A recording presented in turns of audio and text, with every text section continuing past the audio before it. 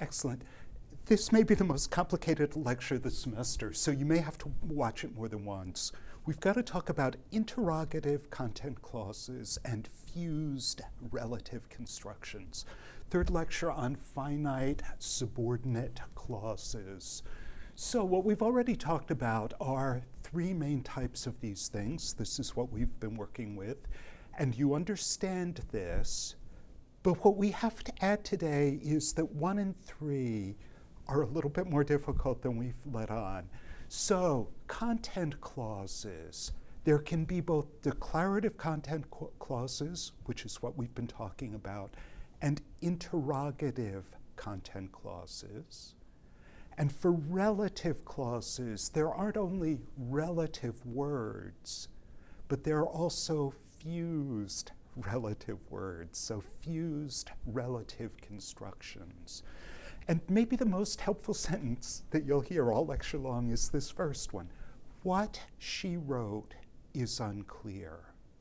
Now that sentence is genuinely ambiguous because the what she wrote could either be from a construction like, I wonder what she wrote, which would be an interrogative content clause corresponding to the question, what did she write?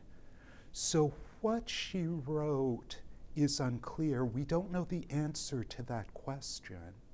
Or it could be, I liked what she wrote.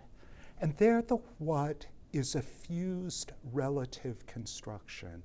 I liked the thing which she wrote. It's that specific thing which is unclear. It's messy. I can't read it, the letter that's sitting on the table in front of me. So there is ambiguity in the English language. This may come as a shock to your high school students, but there is. And there's going to be some ambiguity in this lecture, but that doesn't mean we can't understand these constructions. So let's dig into them. We've got to step back again, though. There are 5 main types of clauses, of main clauses, of clauses that stand on their own. The first is what we expect, declarative. You are smart. That makes a statement, doesn't it? But there are also closed interrogatives. Are you smart? Now, what's interesting about that is there are only 2 answers to that, yes or no. And this is famously the language of law. This is what prosecutors try and do when they want to convict you of something. They make a whole bunch of outrageous statements and then they say, is your name Fred Biggs? And you have to say, yes, my name's Fred Biggs, without agreeing to all the other crazy things that they've put in before that.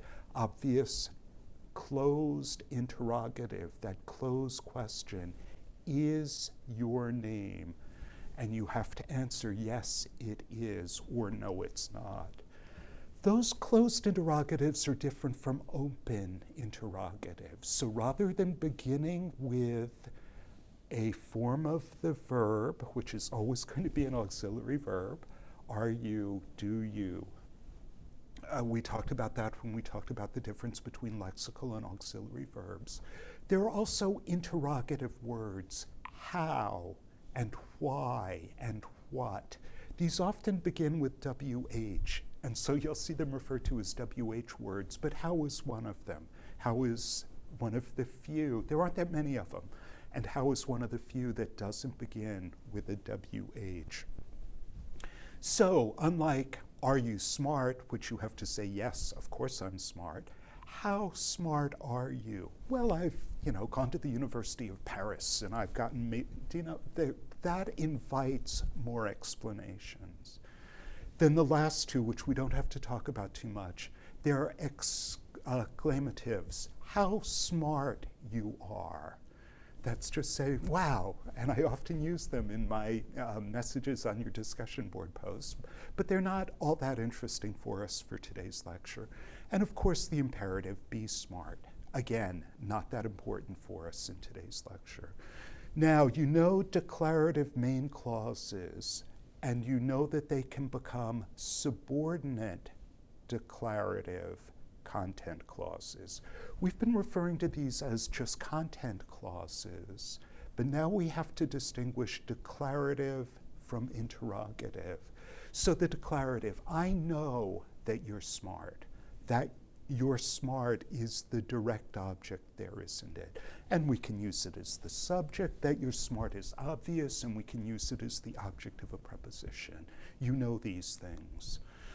But let's look at the closed interrogatives, because these can become subordinate interrogative content clauses. So not the that subordinator, but the whether or if when it means whether. I don't know whether you're smart.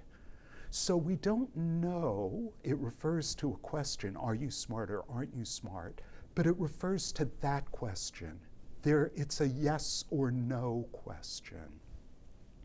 Now we can use that construction in other places. Whether you're smart is no concern of mine. So I don't really care. I don't care if it's a yes or a no. But that's the kind of clause that we're admitting it is. It refers back to something that is either yes or no, a closed question. You can't say, I like whether you're smart. That doesn't make any sense, because you can't like a yes or a no. You'd like either one or the other. I like you, whether you're smart or not. Excuse me, I'm going to cough. I like you, whether you're smart, whether or not you're smart. That makes sense to us because we acknowledge there are only two questions. But I know whether you're smart. Maybe, because it may imply I know whether or not you're smart. I know whether you're smart, but it doesn't matter. Do you know what I mean? That one seems of questionable grammaticality. And this is where maybe the ambiguity is starting to creep into the language a little bit. But let's contrast these with open interrogatives. So there are interrogative words. Who is smart? Why are you smart? When are you smart? Where? What? What as not only a pronoun, though, but what as a determinative? What languages do you speak? The what there is the interrogative word, but notice it's a determinative. In the same way that that why is an adverb, and the when and the where are both prepositions. Remember those? We covered them in the last lecture. And then the hard ones for me to understand are the hows. How smart are you? That makes sense to me as an adverb, very smart. How smart? Very smart. But it's harder to understand the adjective. How are you feeling? Good, I guess. We perhaps can perceive that how as an adjective rather than an adverb. But our grammar, our textbook's not going to say too much about that. And even in the big grammar, they don't devote a lot of time to it. Although distinguishing between the adverbs, which is what they're normally going to be, and adjectives is an important distinction to make if you're working at a very high level. The final one, which student is here? You'll see that which as a determinative again. The student, a student, which student. But it's different from the relative which that we talked so much about last time, which is, of course, a pronoun. In any case, these can become interrogative content clauses. I know who is smart. I know why you're smart. In other words, they refer back to the question, who is smart? They don't necessarily answer that question. So there are three main finite subordinate clauses. Okay, we know that. What she wrote is unclear. Okay, we understand that. But let's look then at other examples of these fused relative constructions. I'll leave when you do. That's clear, isn't it? We may not know what time it is, but we're not asking, what time are you going to leave? We're making a statement. I'm making a statement there. I will leave at the time you leave. In the same way, I've eaten what you gave me. There's no question here because the person being addressed is the person who gave the food, apparently. They know what's being talked about. So I've eaten the food which you gave me. But let's look at the last one. I know where you live. I'd probably interpret that as the place where. So a fused relative construction. I think the ones that I gave on the last slide were similar to that. But think about it for a moment as a threat. I know where you live. And the person threatening may not want to specify that because they'd like to play with your brain a little bit. They'd like you to worry about, where are they going to be looking for me? At what address would they be hunting? Which one should I go to if I want to stay safe? There is ambiguity in the language. There's no doubt about it. But you can't perceive it unless you understand the basic choices that you have to work with.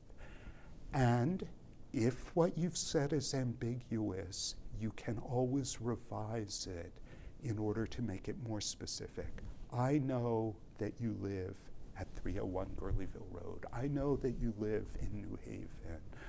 We can choose a different construction that takes out that ambiguity. So let me end with this. Okay, the time has come, the walrus said, to talk of many things, of shoes and ships and sealing wax, of cabbages and kings, and why the sea is boiling hot, and whether pigs have wings. It's a great stanza. It was used in the linguistics conference last weekend to talk about walrus conditionals, whether pigs have wings. But there's a problem with that, and I think Lewis Carroll wrote this stanza the way he did because he was mocking professors' inability to understand how the language works sometimes. Why the sea is boiling hot? Why is the sea boiling hot? That's an open interrogative. We could talk about why the sea is boiling hot. It would refer back to that question. Why is the sea boiling hot? An important question at this moment of where we're all rightfully concerned about climate change. But whether pigs have wings, that whether is not an interrogative word. It's a subordinator. There's a yes or no to that question. Pigs, we all should know, except this sentence has now invaded the way we think about pigs and their ability to have wings.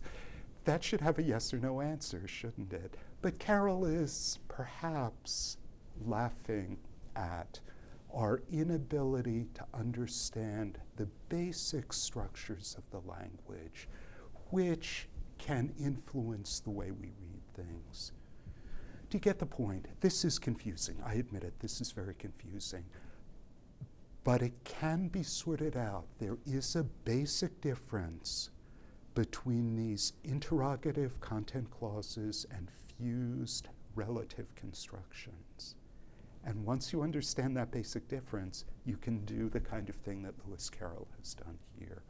Come to class, let me know if you have questions. B didn't have to worry about walrus conditionals, but I guess we do.